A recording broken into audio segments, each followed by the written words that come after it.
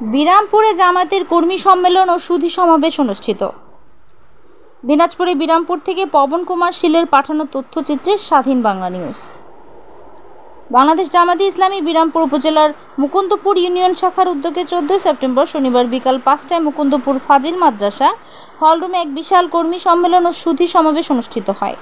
Union আমির বাবুল হোসেনের সভাপতিত্বে প্রধান অতিথি হিসেবে বক্তব্য রাখেন কেন্দ্রীয় মজলিসে শূরা সদস্য দিনাজপুরের দক্ষিণ সাংগঠনিক জেলা শাখার আমির আনোয়ারুল ইসলাম।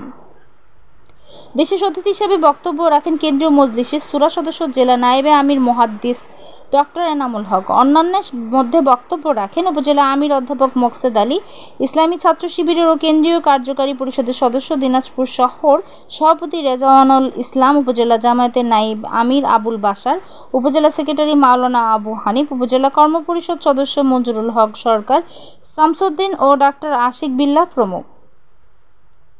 প্রধান অতিথি বলেন, আল্লাহর জমিনে তার দ্বীন কায়েমের জন্য জামাত ইসলামীর সর্বস্তরের নেতাকর্মীদের আত্মমানবতার সেবায় যথাযথ ভূমিকা রাখতে হবে।